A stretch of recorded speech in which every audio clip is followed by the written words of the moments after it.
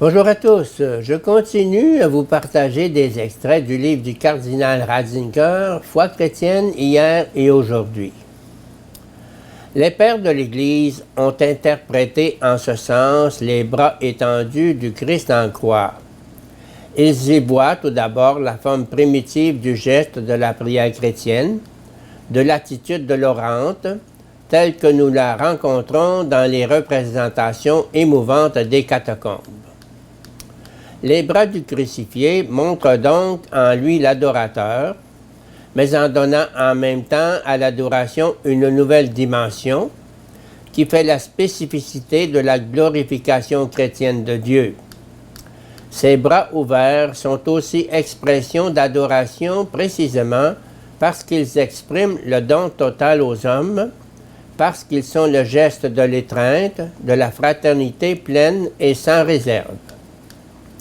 Par référence à la croix, la théologie des pères a pu voir représenter symboliquement, dans l'attitude chrétienne de la prière, la coïncidence de l'adoration et de la fraternité, l'inséparabilité du service des hommes et de la glorification de Dieu. Être chrétien signifie essentiellement passer de l'être pour soi à l'être pour les autres.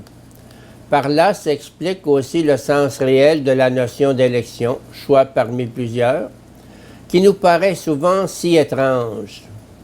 Elle n'est pas synonyme d'une préférence pour tel individu particulier qui le laisserait enfermer en lui-même et séparé des autres.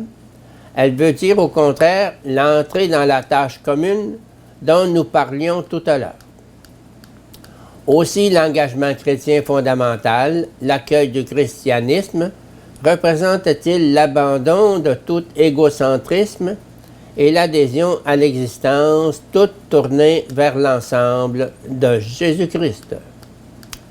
Dans le même sens, le mot de Jésus qui nous exhorte à porter la croix à sa suite n'exprime nullement une dévotion privée, mais l'exigence que l'homme abandonne l'isolement et la tranquillité de son moi et sorte de lui-même pour suivre le crucifié en mettant une croix sur son moi et en vivant pour les autres.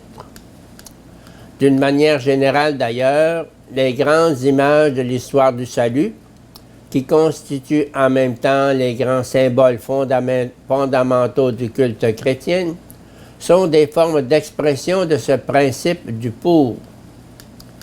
Pensons par exemple à l'image de l'Exode, sortie, qui depuis Abraham est bien au-delà de l'Exode classique de l'histoire du salut, la sortie d'Égypte, reste l'idée fondamentale qui régit l'existence du peuple de Dieu et de ses membres. Ceux-ci sont appelés à l'exode permanent du dépassement d'eux-mêmes. Le même thème est sous-jacent à l'image de la Pâque, passage, dans laquelle la foi chrétienne a exprimé la connexion du mystère de la croix et de la résurrection de Jésus avec l'idée de sortie de l'Ancien Testament. Jean a rendu le tout dans une image empruntée à la nature. Par là, l'horizon s'élargit au-delà de l'anthropologie et de l'histoire du salut jusqu'au cosmique.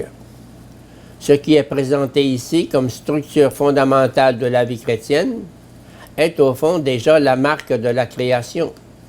En vérité, je vous le dis, si le grain de blé ne tombe en terre et ne meurt, il reste seul. S'il meurt, il porte beaucoup de fruits. Jean 12, 24. C'est une loi déjà dans le domaine cosmique que la vie ne prend naissance qu'à travers la mort, à travers la perte de soi-même. Ce que la création préfigure s'accomplit en l'homme et finalement en l'homme exemplaire Jésus-Christ. En partageant le destin du grain de blé, en passant par le sacrifice, en acceptant d'être livré et de se perdre, il inaugure la vraie vie.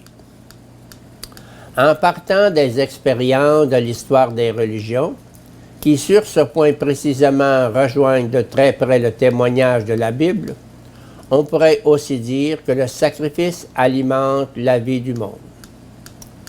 Les grands mythes qui prétendent que le cosmos serait issu d'un sacrifice primordial et ne pourrait vivre qu'en mourant perpétuellement à lui-même, voué au sacrifice, ces mythes trouvent ici leur vérité et leur valeur. À travers ces images mythiques apparaît le principe chrétien de l'Exode. Qui aime sa vie la perd, et qui hait sa vie en ce monde la conservera en vie éternelle. Jean 12, 25. Il faut ajouter en terminant que tous les dépassements opérés par l'homme lui-même ne pourront jamais suffire.